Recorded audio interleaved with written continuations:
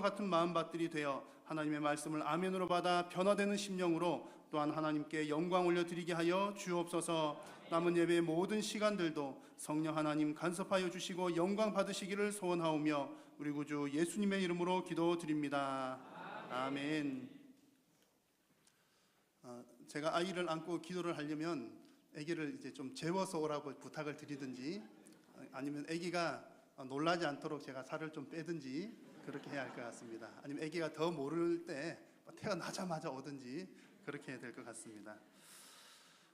지금은 그 고인이 되었습니다만 워낙 유명한 스티븐 코비 박사님, 여러분 아마 다들 아실 것 같습니다. 성공하는 사람들의 7가지 습관, 많은 분들 보셨고요. 전 세계적으로 유명한 책이고 또 이렇게 저자 스티븐 코비 박사님입니다.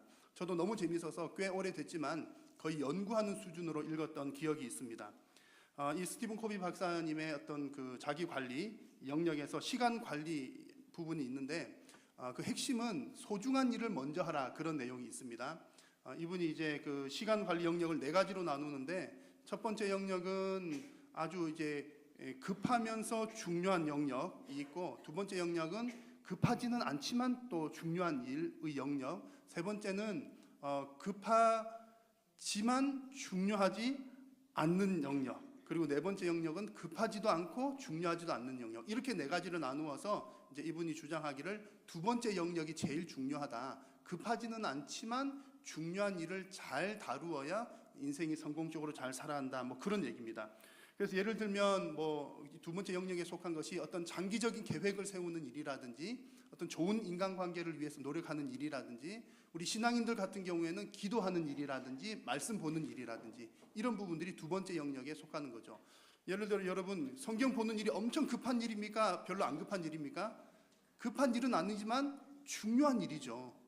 그래서 이 성경 보는 일, 기도하는 일을 꾸준하게 잘 해야 우리 영혼에도 매우 유익하다. 그런 측면에서 이해를 하시면 되겠습니다. 그래서 이제 이 원리가, 이 스티븐 코비 박사님의 원리가 너무 이제 많은 사람들에게 어떤 그 성공적인 삶에 도움을 주었던 것이죠. 그런데 한 가지 또 재미있는 이야기가 더 있습니다. 이렇게 자기 관리 분야에 철저하고 아주 전문가인 이분이 돌아가시기 전에 한 몇 년 전에 파산을 했다는 얘기가 있습니다. 아니 도대체 그 자기 관리 전문가인데 어떻게 이런 사람이 망할 수가 있을까? 그런 얘기죠. 어느 인터뷰에서 기자가 이제 스티븐 코비 박사님에게 이렇게 물었다고 합니다. 시간 관리의 전문가인 당신이 어쩌다가 이렇게 파산을 하게 됐습니까? 이렇게 묻자 스티븐 코비 박사님은 이런 대답을 했다고 합니다. 원칙대로 실천하지 못해서 파산했습니다. 라는 거죠. 본인이 좋은 아주 중요한 원칙, 성공한 7가지 법칙을 잘 만들었지만 나도 실천하지 못했으니까 망했습니다. 이런 얘기입니다. 자, 그런데 제가 이제 그 글을 누가 써놓은 글을 보면서 이상하다는 생각이 들었어요. 정말 그럴까? 정말 스티븐 코비 박사님 망했나? 그래가지고 제가 막 열심히 뉴스를 한번 검색을 해봤습니다. 우리나라 뉴스에는 안 나오더라고요. 파산했다는 그런 얘기들만 있고, 미국도 이제 뉴스를 검색을 해봤는데 또 별로 그런 게 없습니다. 그러다가 어느 기자가 쓴 글을 보니까 이런 내용이 있더라고요. 이 사실이 정확한지는 모르는 사실이다. 그러니까 루머일 수도 있다. 그런 내용을 제가 보게 됐습니다. 그래서 혹 이제 뭐 여러분 혹시 제 얘기를 듣고서 앞부분만 들으시면 안 되는 겁니다. 스티븐 코비 박사님이 망했대. 그건 아니고 그것은 이제 잘못된 소문일 수도 있다. 그러나 중요한 것은 그 말은 맞는 말이죠. 아무리 중요하고 훌륭한 성공적인 원칙이라고 하더라도 실천하지 않으면 소용이 없는 일이고 실천하지 않으면 망한다. 그 얘기는 맞는 말입니다. 자, 여러분 오늘도 여러분 하나님의 말씀을 들으러 오셨습니다. 말씀을 들으실 텐데 하나님의 말씀은 다 옳은 말씀입니다. 믿으시죠? 그런데 그 말씀을 우리가 듣기만 하고 실천하지 않으면 소용없을 수 있다. 그런 얘기입니다. 특별히 오늘은 어린이 주일인데요. 이 어린이 주일에 또 어린이들에 관한 다음 세대에 관한 말씀을 이 시간 나누게 될 텐데 자, 여러분 어떻게 생각하십니까? 우리 어린이들 다음 세대가 정말 중요하다고 생각하십니까? 그래서 너무나 중요해서 이 아이들에게 정말 많은 관심을 가지고 또 투자를 해야 된다 이렇게 믿으십니까? 그게 우리 주님의 뜻이거든요. 자, 그런데 중요한 것은 우리가 다 그렇게 공감을 합니다. 공감을 할 만한데 중요한 것은 실천하지 않으면 어떻게 된다고요? 실천하지 않으면 망한다, 그 얘기입니다. 그래서 여러분들 말씀을 들을 뿐만 아니라 우리가 하나님 말씀대로 실천하는, 순종하는 여러분 다 되시기를 바랍니다. 그래서 여러분 한번 결단하는 마음으로 이렇게 한번 따라서 해보실까요? 저를 따라서 한번 해보십시오. 말씀 듣고 실천하여, 말씀 듣고 실천하여 하나님의 기쁨이 됩시다. 하나님의 기쁨이 됩시다.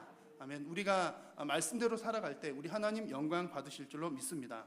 그래서 우리가 다음 세대, 자녀들의 세대가 너무나 중요하다는 사실, 누구나 다 알고 있는 얘기지만 그러나 생각보다 아는 만큼 우리 다음 세대 자녀들에게 많은 관심을 갖거나 또 투자를 많이 하거나 그러지 못하는 경우가 훨씬 더 많이 있습니다. 오늘 말씀을 통해서 지금 중요한 일이 무엇인지, 오늘 설교 제목처럼 지금 중요한 것이 무엇인지를 여러분 잘 발견하는 시간이 되시기를 바라고, 발견할 뿐만 아니라 말씀대로 순종하며 실천하는 여러분들 다 되시기를 축원합니다. 여러분, 성도들은 예수님의 제자입니다. 성도들은 예수님을 따라가는 사람들이죠.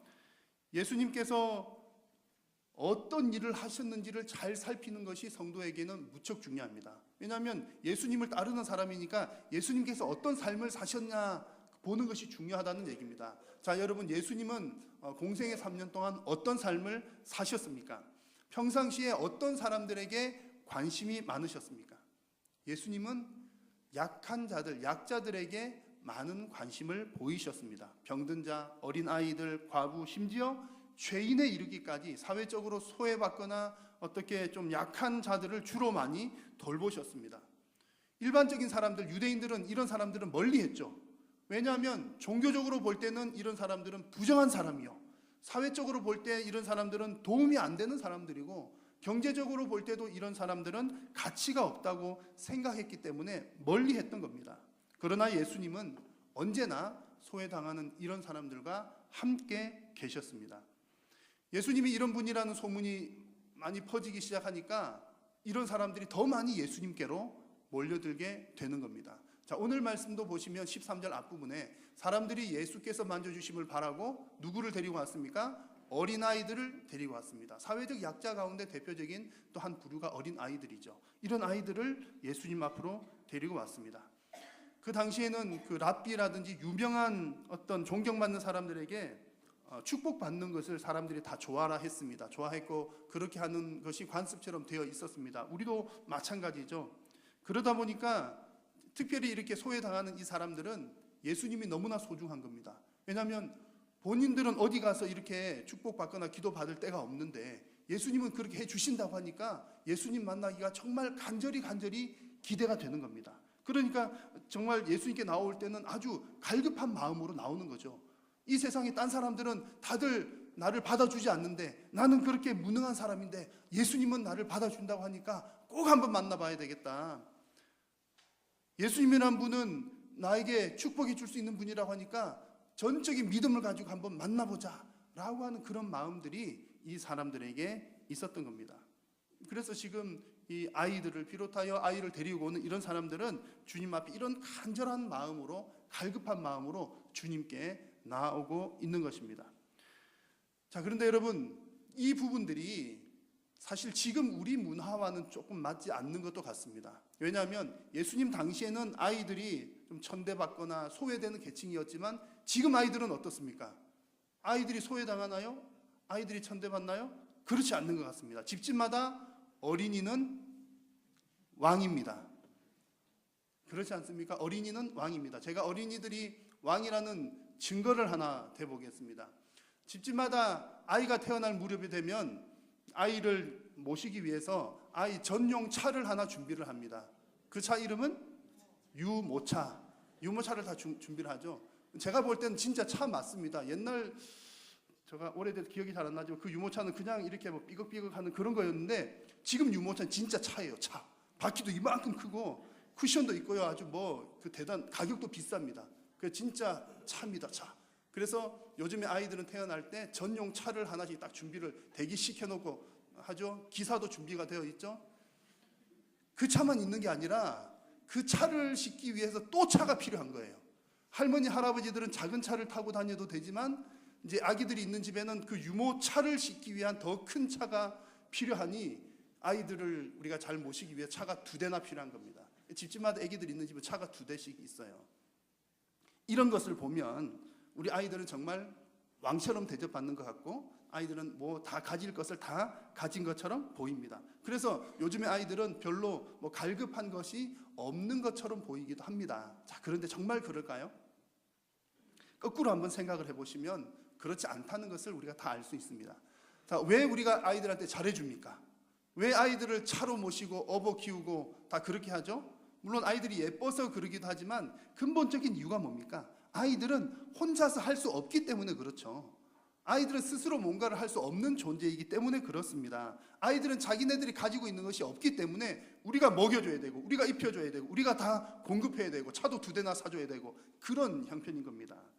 자, 그러므로 여러분 사실은 어느 시대를 막론하고 어린 아이들은 사실은 뭔가 도움이 필요한 갈급한 존재라는 사실은 변함이 없다는 얘기입니다. 그래서 여러분 특별히 우리가 좋은 영양분으로 아이들한테 좋은 거 먹여야 잘 크잖아요. 좋은 영양분으로 이렇게 음식을 먹여서 건강하게 자라도록 해야 하는 것처럼 우리 아이들에게 영적인 자양분을 충분하게 공급해서 하나님의 백성으로 잘 자랄 수 있도록 그 배려해야 할 대상이 바로 우리 자녀들의 세대인 줄로 믿습니다. 그래서 여러분 요즘 아이들이 물질적으로는 많이 풍성해 보이는 것처럼 풍족해 보일지 모르지만 여전히 그들에게는 영적인 양식이 필요하다라고 하는 사실을 우리가 잊지 말아야 할 것입니다. 그래서 우리 한일교회에서는 우리 자녀들에게 정말 영적인 양식을 잘 공급하는 우리 교회가 되기를 축원합니다. 자, 이렇게 지금 아이들이 예수님께 갈급한 마음으로 지금 나오고 있습니다. 나오고 있는데 제자들과 예수님의 반응은 어떻습니까? 제자들과 예수님의 반응을 보면 완전히 반응이 반대입니다. 다 다릅니다.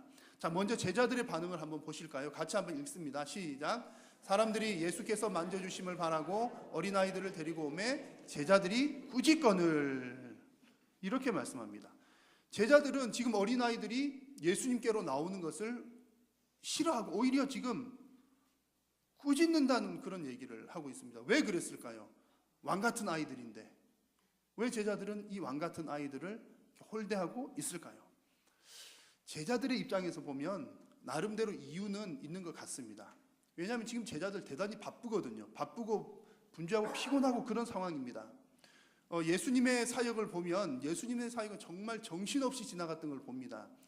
몇몇 예를 들어 구절을 한번 살펴보면 가버나움에서 예수님께서 사람들을 가르치실 때 그 성경 구절을 보면 이제 문 앞에까지도 설 수 없을 정도로 과거 우리 여러분 이제 이런 표현 쓰면 금방 떠오르실 거예요. 용신할 수조차 없었더라. 그런 표현이 있지 않습니까? 너무 사람들이 많이 들었으니까 문 앞에 설 자리조차도 없을 정도로 사람들이 꽉꽉 밀려드는 겁니다. 갈릴리 호숫가에서는 어땠습니까? 사람들이 너무 많이 오니까 예수님이 거기 어떻게 서서 말할 수 없으니까 배를 대놓고 배 위에 서서 말씀을 가르치기도 했습니다. 그렇게 예수님 사역이 바빴다는 얘기죠. 그러니까 제자들도 당연히 덩달아 바쁜 것은 분명했습니다. 제자들이 얼마나 피곤했으면 나중에 예수님께서 겟세마네 동산에서 십자가 지시기 전에 겟세마네 동산에서 기도하실 때 땀방울이 뭐처럼 핏방울이 되기까지 간절히 기도하시는데 제자들은 뭐 하고 있었습니까? 졸고 있었던 거죠. 자고 있었던 거죠. 그 구절을 자세히 보면 왜 졸았냐면 피곤하니까 피곤해서 졸았더라 그런 표현이 있습니다. 그러니까 제자들의 지금 상황이 뭐 이렇다는 것을 충분히 이해할 만한 거죠. 오늘 말씀에서도 비슷한 분위기입니다. 그렇지 않아도 너무나 바쁜데 지금 누가 지금 오고 있습니까? 어린아이들이 옵니다. 근데 이 앞에 한 단어를 더 붙이면 더 정확하겠죠? 돈도 안 되는 애들이 오는 겁니다. 돈도 안 되는 애들이. 요즘 같으면 아이들이 돈이 되죠. 아이들 대상으로 차도 팔죠, 뭣도 팔죠. 이렇게 해서 뭐 이렇게 할 것이 많지만 그 당시 아이들은 별로 관심 받지 못하는 존재들이었기 때문에 아주 속된 말로 표현하면 돈 안 되는 애들이었다는 거죠. 그런 아이들이 오는데 그것도 그냥 한두 명 오는 게 아니라 오늘 성경 표현은 정확하게 보면 계속 그런 애들을 데리고 온다는 그런 내용입니다. 그러다 보니 지금 제자들의 입장에서 볼 때는 별로 가치가 없는 중요하지 않는 아이들인데 제자들은 지금 더 중요한 일이 지금 급한 일이 많은 거죠. 제자들 입장에서는 어떤 일이 중요하고 급했냐면 지금 저기 사람들 보면 병도 고쳐야 되죠. 귀신도 쫓아내야 되죠. 또 사람들 다 예수님 얘기 들으려고 많이 몰려 있는데 그 많은 사람들 대상으로 또 가르침도 베풀어야 되죠. 이런 일들이 중요하다고 생각을 하는데 지금 돈 안 되는 애들이 계속 오니까 제자들도 그만 버럭 화를 내고 왜 왔어? 이렇게 하고 말았던 겁니다. 제자들의 분위기가 지금 이렇습니다. 충분히 그들의 입장에서는 이해할 만 하기도 합니다. 자, 그러나 여러분, 제자는 누구를 따르는 사람이라고요? 선생님을 따르는 사람이죠. 제자들은 예수님을 따라야만 하고 예수님께서 아이들에게, 약한 자들에게 어떤 생각을 가지고 있으신지를 제자들은 알고 있어야 합니다. 자, 여러분, 어린 아이들에 대한, 작은 자에 대한 예수님의 가르침은 무엇입니까? 마태복음 18장에 보니까 삼가 이 작은 자 중에 하나라도 업신여기지 말라. 예수님의 가르침입니다. 마태복음 25장에는 지극히 작은 자에게 한 것이 누구에게 한 것이라? 나에게 한 것이다. 예수님 그렇게 말씀을 하셨습니다. 선생님이신 예수님은 분명히 이렇게 가르치셨는데 제자들은 선생님의 그 뜻을 지금 충분히 이해를 하지 못하고 있다는 말입니다. 사랑하는 여러분, 하나님의 관심은 지극히 작은 자에게 있는 줄로 믿습니다. 앞서 말씀드린 것처럼 요즘 아이들이 겉으로는 잘 누리는 것처럼 보여지지만 여전히 그들은 스스로는 어떠한 영적인 필요도 채울 수 없는 약한 자들이요, 도움이 필요한 자라는 사실, 지극히 작은 자라는 사실을 여러분 잊지 마시기를 바랍니다. 아니, 애들인데 뭘 알겠어? 애들인데 무슨 영적인 도움이 필요해? 여러분, 절대 그렇지 않습니다. 아이들도 하나님의 말씀을 알아야 합니다. 아이들도 믿음이 깊이 들어가야만 합니다. 그래서 예수님께서 그들이 예수님께로 오는 것을 막지 않으시고 오히려 기꺼이 받아들이셨던 것입니다. 그러므로 여러분, 우리 한일교회는 우리 자녀들 세대들에게 더 많은 관심을 갖는 교회가 되기를 우리 주님의 이름으로 축원합니다. 자, 제자들은 아이들에게 이런 반응을 보였지만, 별 관심을 갖지 못하는, 중요하지 않다고 생각하는 반응을 보였지만 예수님의 반응은 어떠하셨습니까? 자, 예수님의 반응이 어떠하신지 한번 말씀을 같이 읽겠습니다. 시작.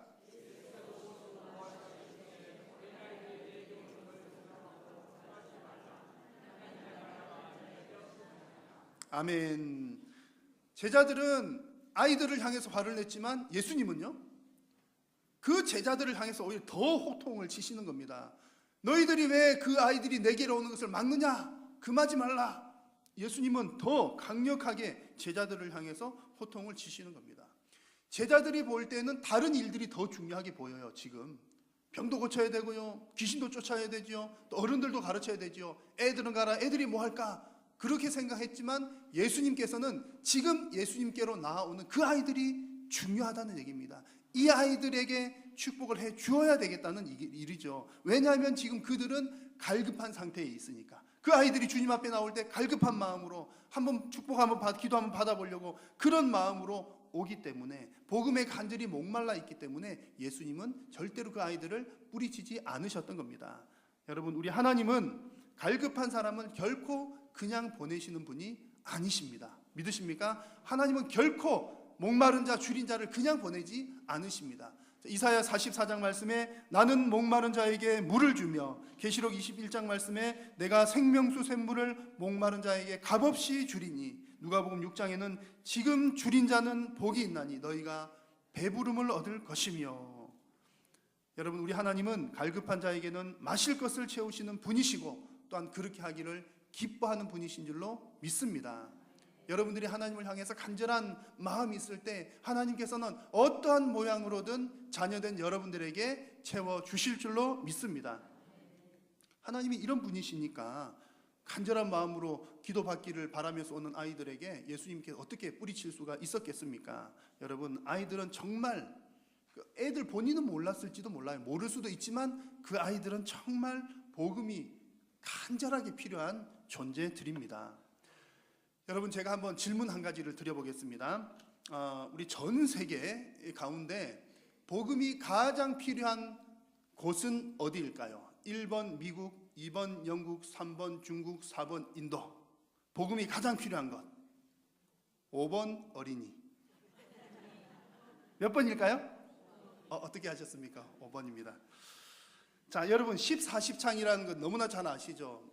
요즘 한참 전에 많이 유행했던 선교적인 어떤 용어인데, 위도에서 10도에서 40도까지 지역을 보면 복음화율이 제일 낮더라. 그래서 이 지역을 집중적으로 전도하고 선교해야 된다라고 하는 것이 10-40장, 10-40 윈도우, 루이스 부시라고 하는 선교 전략가가 주창한 내용입니다. 자, 그런데 이분이 10여 년 전에는 제가 우리 교회에 여러 번 소개를 해드렸습니다. 이분이 10여 년 전에는 선교 전략이 바뀌어져야 된다. 이제는 14창, 414 윈도우, 지역적인 차원을 넘어서 이제는 세대 선교를 해야 된다. 4살에서 14살까지의 연령대가 우리의 주된 선교 대상이 되어야 한다. 이런 얘기를 한 겁니다.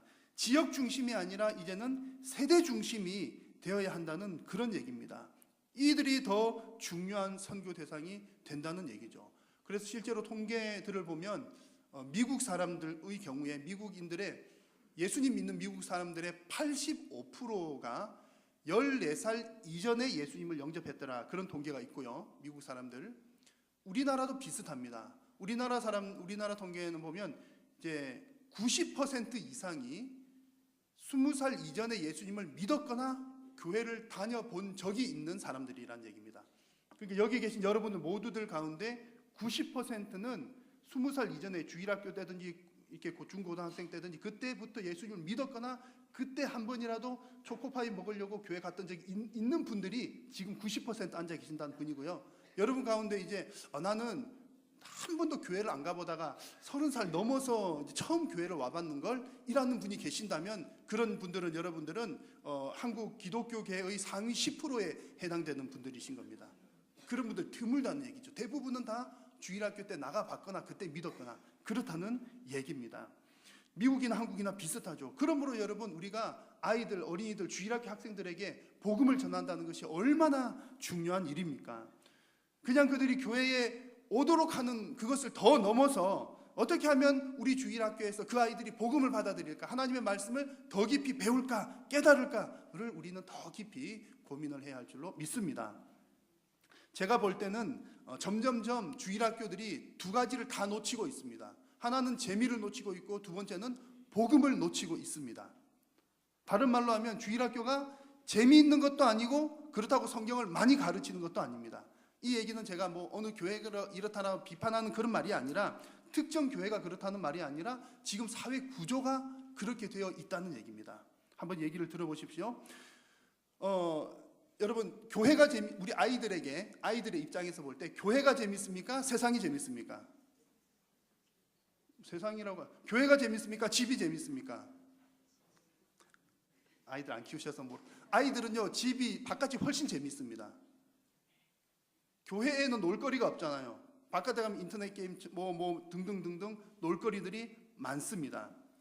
그리고 여러분 주일학교에서 보내는 시간도 일주일에 고작 1시간. 그것도 이것저것 출석 체크하고 야 너 떠들지 마 어쩌고 다 포함해서 1시간 정도입니다. 일주일 전체 중에서 겨우 1시간. 이러니까 아이들에게 복음 교육이 될까요? 여러분 옛날 과거를 한번 생각해 보십시오. 우리 권사님들, 장로님들, 집사님들 과거에는 교회가 재밌으셨습니까? 바깥이 재밌었습니까? 교회가 재밌었죠. 저도 교회가 재밌었습니다. 교회에 가면 밖에서 못 보던 문화 공연도 있었고 노래 부르고 기타 치고 하니 기타를 제가 교회에서 처음 봤잖아요. 했죠. 밖에서 못 보던 초코파이도 교회 가면 초코파이 있죠. OES 있죠. 요구르트 있죠. 그런 거 주고 이제 예쁜 여자 동생들 있죠. 이렇게 해가지고 어쨌든 교회를 가면 훨씬 더 재밌었습니다. 갈만했어요. 그리고 교회가 문화적으로 많이 앞서갔다는 얘기죠. 지금은 바깥이 훨씬 재밌습니다. 그리고 성경 공부하는 시간도 과거에는 교회가 꽤 많이 있었습니다. 주일학교 같은 경우에 주일 오전에도 하지만 오후에도 했고요. 교회에 따라서 주일에 하기도 하고 저 같은 경우에는 토요일에도 가서 공부를 했었습니다.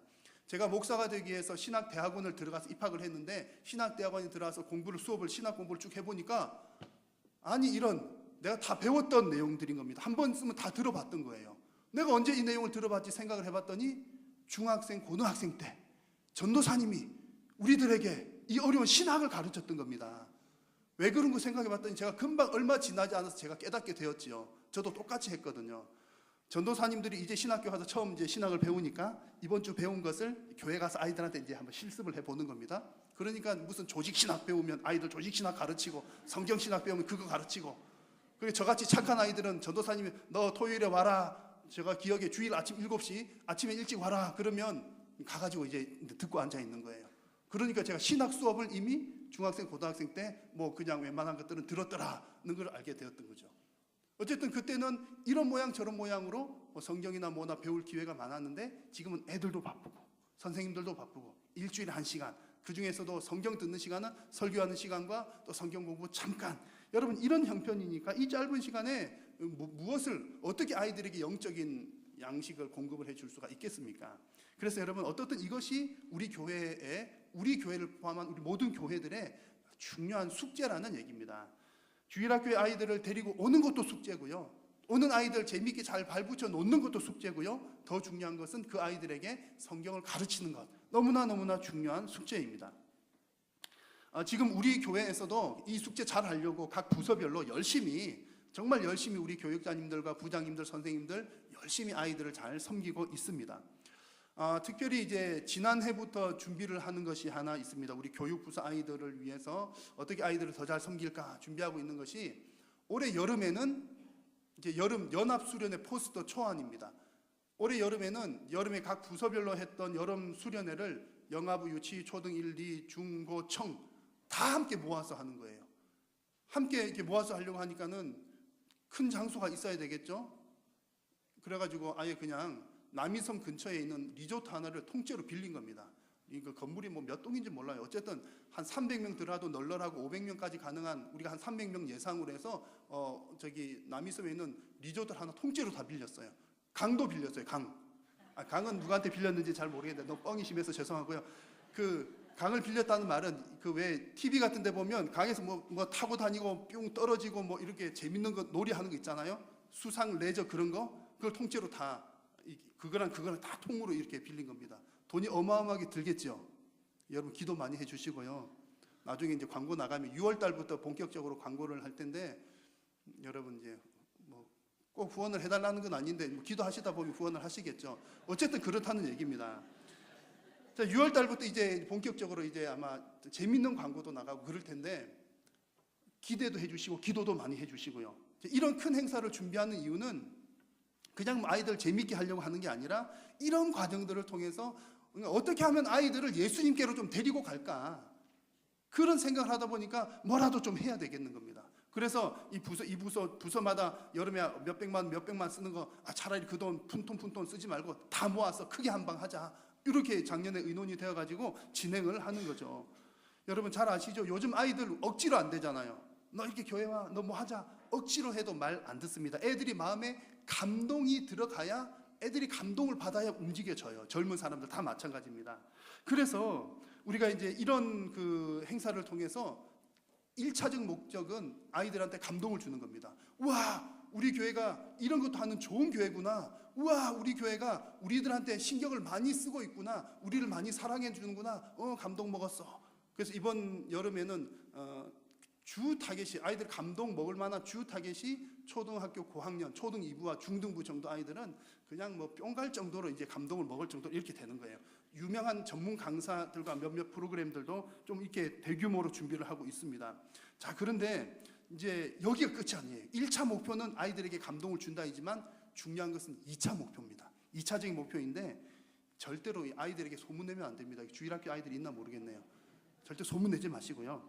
물론 아이들에게 감동 주는 것도 목적이지만 진짜 목적은 이제 뒤에 숨어져 있는 겁니다. 이제 이 일이 잘 진행되고 나서 아이들이 우리 교회 정말 좋은 교회야, 이제 교회가 하자는 거 다 해야 되겠어 라는 마음이 들 때, 빠르면 올 가을, 이제 작년에 제가 교육자님들한테는 간단하게는 말씀을 드렸습니다만, 적어도 내년부터는 이제 토요일에 아이들을 교회로 불러들이는 겁니다.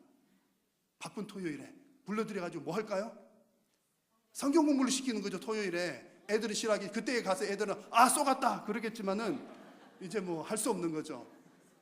일주일에 한 번 주일에 성경 공부 해가지고 안 되잖아요. 될 일이 없잖아요. 또 부모님들이 가정에서 잘 봐주면 딱 좋은데 그것도 어려운 형편이죠. 그래서 어쨌든 부모, 가정과 교회가 잘 연계를 해서 어떻게든 여러 방법들로 하는 겁니다. 그러니까 토요일에 또 아이들 불러서 재밌는 프로그램도 하고 성경도 배우고 제자 훈련도 하고 이런 과정들을 통해서 어떻든 우리 자녀들이 예수님께로 가까이 나아갈 수 있도록 돕고자 하는 것이 이 일의 핵심입니다. 여러분, 오늘 말씀에서 예수님께서 중요하게 보셨던 것이 무엇입니까? 아이들이 예수님께로 나오는 것 그 자체가 지금 중요한 일이다. 우리 주님께서는 그렇게 생각하셨습니다. 이 일을 하나님께서 기뻐하시는 줄로 믿습니다. 여러분, 우리 한일교회가 정말 하나님 기뻐하시는 대로 우리 어린 영혼들을, 자녀들을 하나님께로 잘 이끌어갈 수 있도록 그런 교회 되도록 우리 주님의 이름으로 간절히 축원합니다. 제가 한 일간지에서 이제 이 기사를 보고 깜짝 놀란 적이 있는데요. 코카콜라 얘기를 마지막으로 하나 드리려고 합니다. 여러분, 코카콜라 모르시는 분 없으시죠? 코카콜라는 전 세계적으로 모르는 사람이 없을 겁니다. 북극에 사는 사람도 알고 남극에 사는 사람도 알고 아프리카 사는 사람도 알 거예요. 그만큼 유명하다는 얘기인데 이렇게 유명한 코카콜라도 선전과 홍보하는 일에 어마어마한 비용을 투자를 한다고 합니다. 그래서 어떤 사람이 코카콜라 간부에게 이렇게 물었습니다. 코카콜라는 세계 도처에 이미 다 알려져 있는 유명한 음료인데 왜 그렇게 천문학적인 숫자를 홍보하는 데 쏟아붓습니까? 그렇게 물었더니 그 간부가 하는 대답이 해마다 수천만 명이 죽습니다. 코카콜라에 대해서 잘 알고 있다고 하더라도 이미 그 사람들은 더 이상 우리의 고객이 아닙니다. 또한 해마다 수천만 명의 아이들이 태어나고 있습니다. 이들은 코카콜라에 대해서 들어본 적이 없습니다. 그러므로 우리의 제품을 알리는 일은 끊임없이 이루어져야 할 일입니다. 그러니까 코카콜라가 애들한테 얼마나 관심이 많나 이거죠. 해마다 태어난 아이들, 걔네들한테 코카콜라를 전파해야지. 그런 마음으로 막대한 비용을 쏟아붓고 있다는 겁니다. 여러분, 몸에 별로 좋지도 않는 그 코카콜라를 새로 태어난 아이들을 알리기 위해서도 그렇게 엄청난 비용을 지불하는데 하물며 영생의 길을 알게 하는 복음의 그 소식을 위해서 과연 우리는 얼마의 비용을 지불을 하고 있습니까? 그 비용 이전에 과연 우리 성도와 교회가 이 어린 아이들에 대해서 과연 코카콜라 직원들이 아이들에게 관심을 갖는 것보다 과연 교회가 아이들에게 관심을 갖는 것이 더 클까, 더 적을까? 우리는 한번 돌아보아야 할 것입니다. 여러분, 지금 중요한 일이 무엇입니까? 지금 중요한 일은 우리 다음 세대, 우리 자녀들이 예수님을 만날 수 있도록 돕는 것이 지금 중요한 일인 줄로 믿습니다. 이 일을 위해서 헌신하는 우리 교회와 성도님 여러분 다 되시기를 축원합니다. 이 시간 우리가 합심해서 잠시 한번 기도하겠습니다. 기도하실 때에 오늘 주신 말씀 기억하시면서 하나님, 저의 영혼부터 시작하여서 우리 온 교회가 우리 자녀들에게 복음을 잘 가르치는 이 일이 정말 중요한 일이라는 사실을 깨닫게 하여 주시고 정말 그 깨달을 뿐만 아니라 우리 자녀들을 주님께로 이끌어내는 일에 헌신하는 우리 교회가 되게 하여 주시옵소서. 특별히 여름 수련, 연합 수련회를 잘 준비하여서 놀라운 복음의 큰 잔치 이루게 하여 주시옵소서. 주님의 이름 간절히 한번 부르고 기도하겠습니다. 주여, 살아계신 여호와 하나님 아버지, 은혜를 감사합니다. 오늘도 사랑하는 성도님들을 부르셔서 주님 영광 받아 주시니 감사합니다. 오늘도 하나님 아버지 주신 말씀처럼 하나님, 우리 온 교회와 성도님들이 정말 우리 자녀들에게 복음을 전하고 그들을 예수님께로 이끄는 것이 얼마나 중요한지를 주여 우리 모든 심령들이 깨닫게 하여 주시고 그저 머리로만 깨달을 뿐만 아니라 우리의 삶 가운데 참으로 우리 자녀들을 주님께로 이끄는 그 일에 적극적으로 헌신하는 우리 교회와 온 성도님들이 다 되게 하여 주옵소서. 특별히 이번 여름 수련회를 통하여서 그 놀라운 복음잔치를 주님 이루고자 하오니 성령 하나님 함께하여 주시고 간섭하여 주시고 이 일을 통하여 하나님 영광 받아 주옵소서. 이 모든 일들 가운데 성삼위 하나님 함께하여 주실 줄로 믿사옵고 예수님의 이름으로 기도드립니다. 아멘.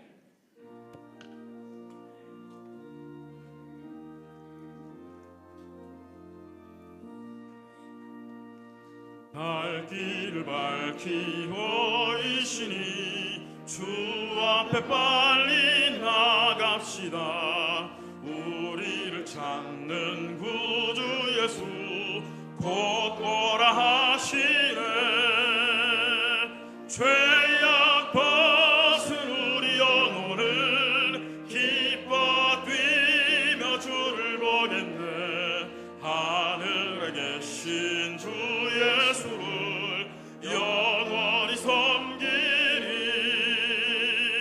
우리를 오라